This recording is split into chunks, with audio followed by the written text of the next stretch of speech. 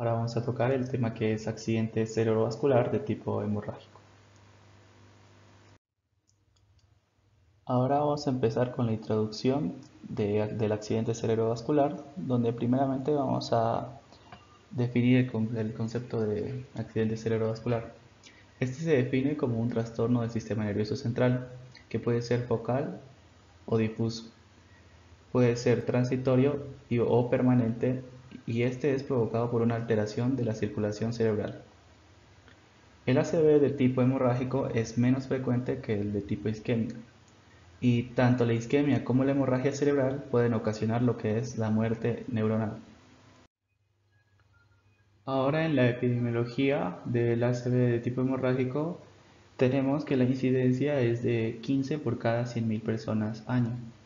Se conoce que es más frecuente en hombres que en mujeres y es significativamente más común entre hombres jóvenes y de edad media de raza negra que en personas de raza blanca.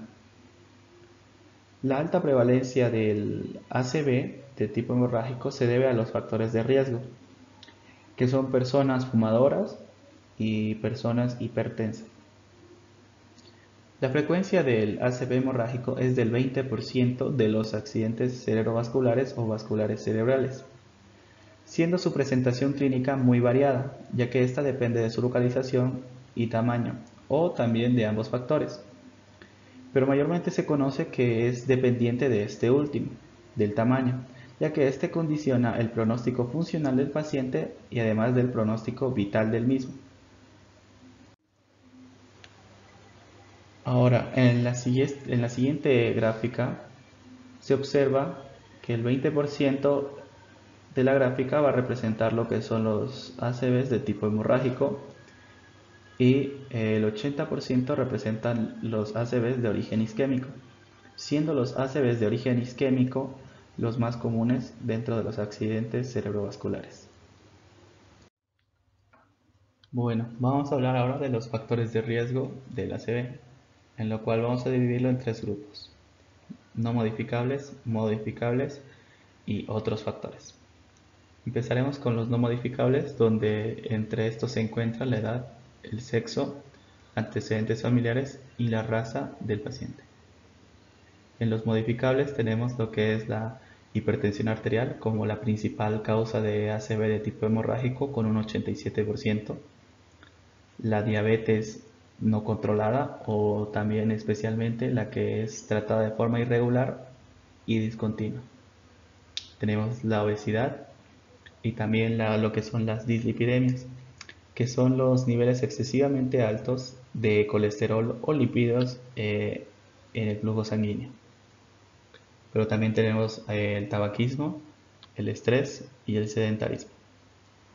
Entre otros factores de riesgo tenemos lo que son los trastornos hemorrágicos y de la sangre, entre el cual vamos a empezar con lo que es la coagulación intravascular diseminada, la hemofilia, siendo la hemofilia un trastorno hemorrágico de origen hereditario en el cual la sangre no va a coagular de la manera adecuada.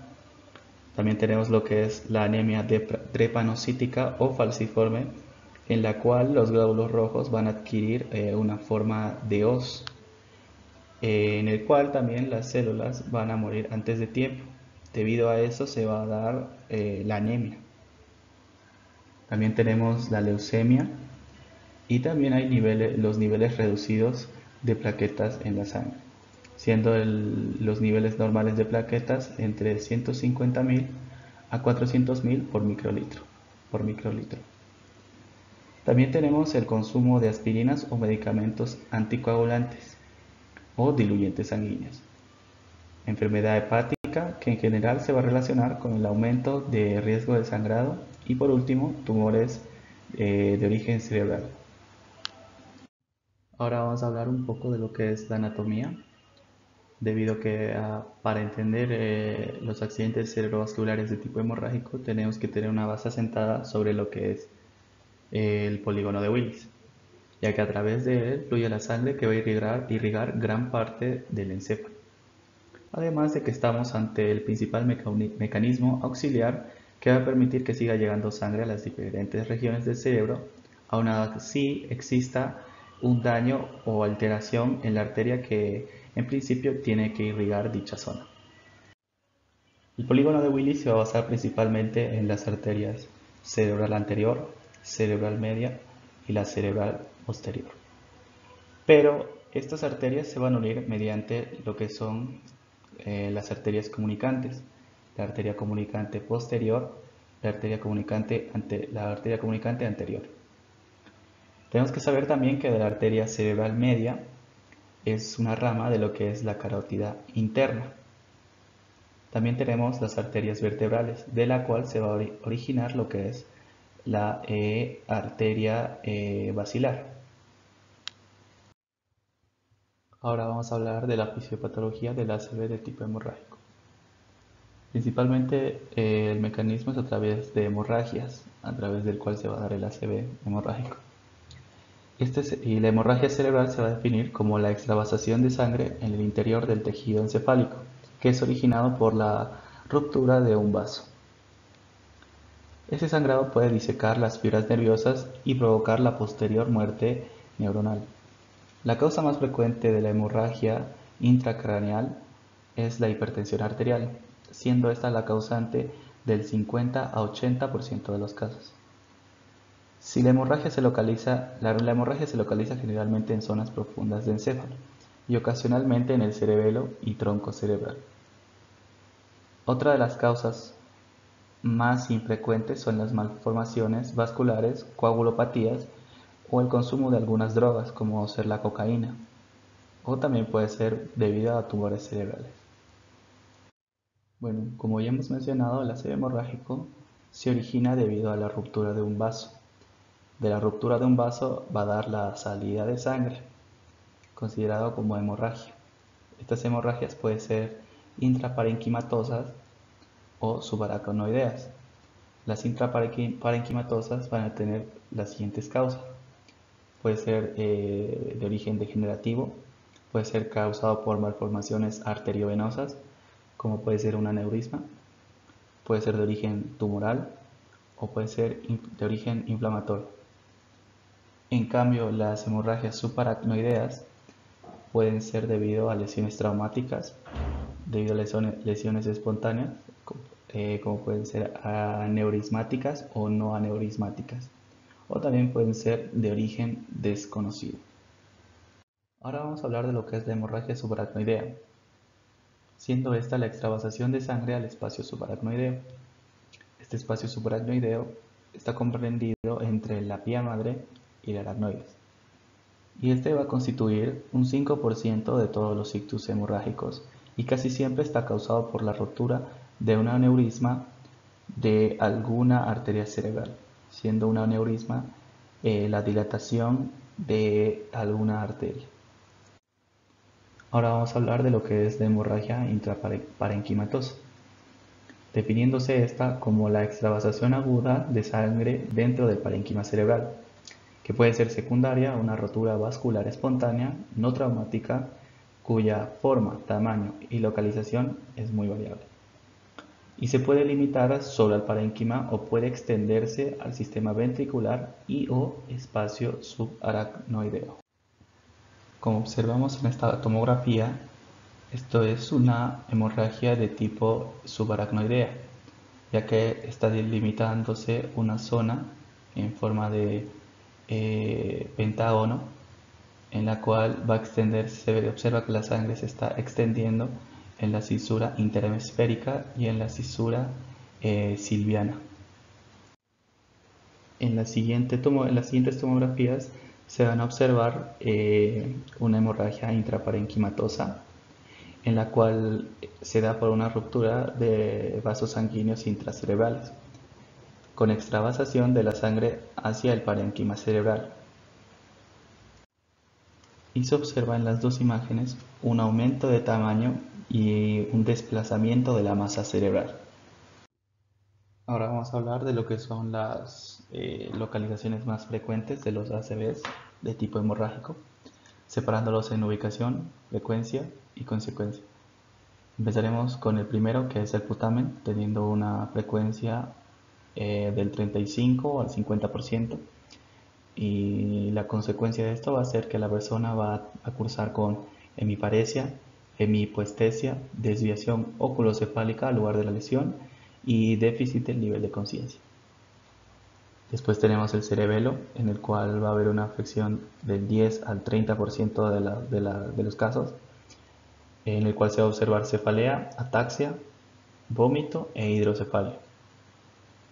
Ahora tenemos el tálamo, el cual va a tener una frecuencia del 10 al 15%, cursando con hemiparesia y lo que se conoce con el síndrome talámico.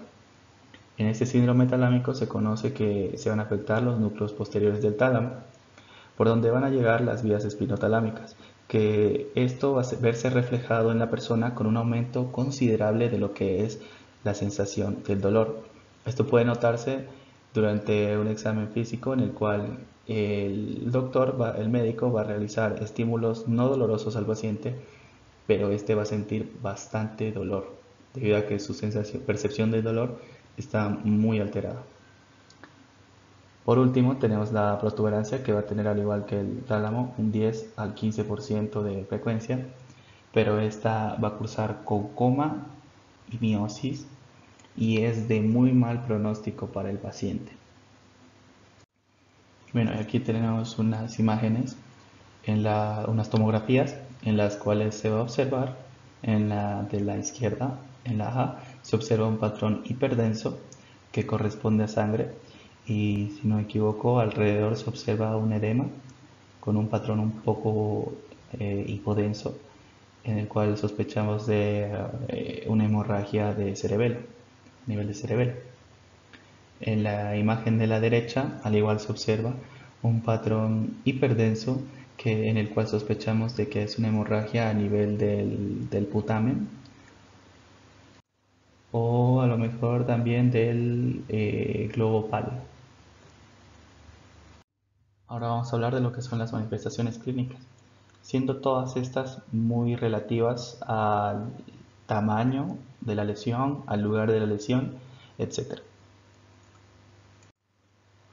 Primeramente se observa el dolor de cabeza intenso y repentino, puede tener pérdida del conocimiento, vómitos, un entumecimiento, debilidad o imposibilidad de mover la cara, brazos o piernas de un lado del cuerpo. Puede presentar dificultad para respirar, mareos, dificultad para mantener las piernas derechas y elevarlas, fiebre, fotosensibilidad, inquietud y confusión, en algunos casos llegando al delirio, y en otros casos el paciente puede presentar convulsiones. Antes de entrar a lo que van a ser los métodos de diagnóstico, vamos a tocar algunas clasificaciones de las hemorragias, en la cual primeramente vamos a entrar con la escala de Fisher, la cual se usa para clasificar la hemorragia subaracnoidea. Bueno, esta escala de Fisher podemos nombrarla como Fisher 1, en la cual la tomografía axial computarizada a nivel cerebral no va a tener evidencia de ningún tipo de sangrado. Fisher 2 corresponde a una capa de sangre difusa muy fina, en la cual esta capa tiene que ser menor a 1 milímetro medida verticalmente. Fisher 3, en Fisher 3 se va a observar un coágulo grueso cisternal que va a ser mayor a 1 milímetro medido verticalmente. Fisher 4, en el Fisher 4 se va a observar un hematoma parenquimatoso y una hemorragia intraventricular de más o menos un sangrado difuso. Ahora vamos a hablar un poco de lo que es la doctrina de Monro-Kelly, en la cual esta se va a basar principalmente en la presión intracraneal. Bueno, la doctrina de Monro-Kelly describe los principios que guían la homeostasis a nivel de la presión intracraneal normal. Esta hipótesis establece que si el cráneo está intacto, entonces la suma de lo que es el líquido cefalorraquídeo, el volumen sanguíneo y el parénquima cerebral tienen que ser constantes, es decir, estar en los valores normales. Si hay alguna alteración, esta se tiene que ver reflejada en la suma de estos. Y también establece que si alguno de estos tres elementos aumenta de volumen, los otros dos disminuirán para mantener el equilibrio constante. Tenemos que el volumen total intracraneal normal tiene que ser de 1500 cc, el líquido cefalorraquídeo 150 cc, volumen sanguíneo 150 cc y parénquima cerebral 1200 cc, ya que el parénquima cerebral constituye el 80%, líquido cefalorraquídeo 10% y volumen sanguíneo el 10%. Ahora tenemos también lo que es la clasificación de Hunt y Hess, en la cual esta clasifica la gravedad de una hemorragia subaracnoidea, clasificándolo en niveles, siendo el nivel 1 paciente sintomático con dolor de cabeza leve, ligera rigidez de nuca. Nivel 2, dolor de cabeza moderado a fuerte y rigidez de la nuca, sin déficit neurológico fuera de la parálisis del nervio craneal. Nivel 3, somnolencia, confusión, obnubilación y déficit neurológico leve.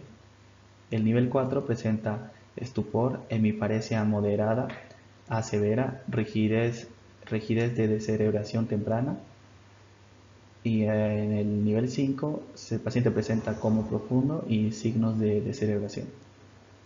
Bueno, sabemos que esta escala de Hunt y Hess maneja 5 niveles, siendo la mortalidad de mínima para el grado 1 y máxima para el grado 5.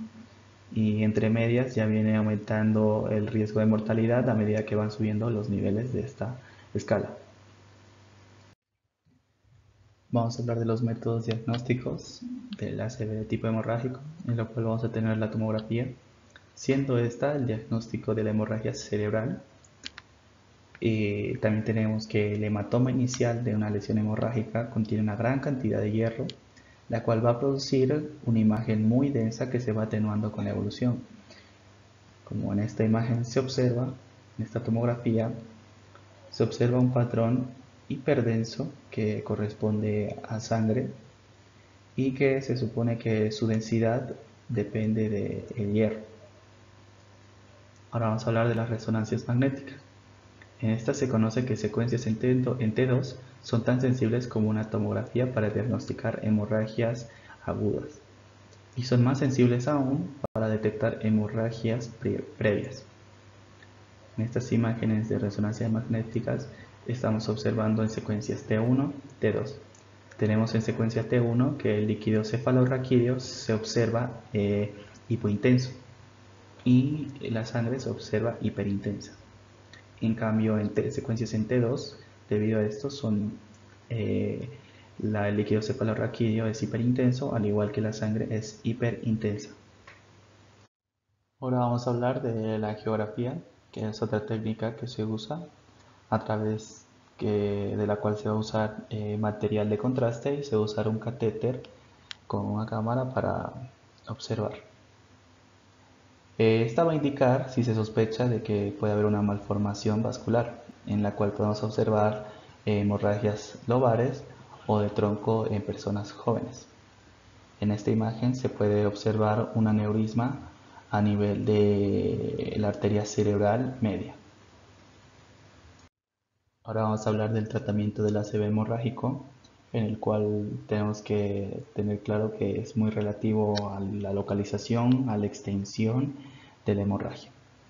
Como medidas de emergencia tenemos que si el paciente ha ingerido medicamentos anticoagulantes, se pueden administrar medicamentos o transfusiones de productos sanguíneos para contrarrestar los efectos de la anticoagulación. También se conoce que se pueden administrar medicamentos para reducir la presión intracraneal y disminuir al mismo tiempo la presión arterial. Y esto puede prevenir espasmos de los vasos sanguíneos y prevenir las convulsiones en el paciente. Como otro método de tratamiento tenemos la cirugía, en la cual cuando el área de sangrado es grande, el médico puede realizar una cirugía para extraer la sangre y aliviar la presión intracraneal.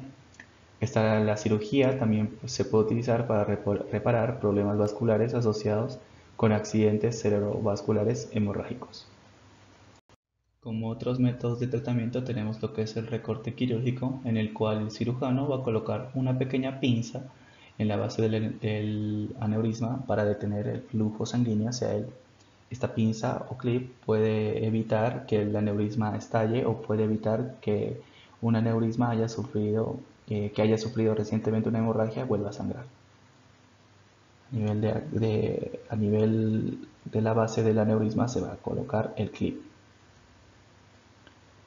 Ahora tenemos la embolización endovascular, que es a través de un catéter insertado en una arteria de la ingle, mayormente, si no me equivoco, es la arteria femoral, es guiada hasta el cerebro y el cirujano colocará diminutos espirales desmontables en el aneurisma para rellenar.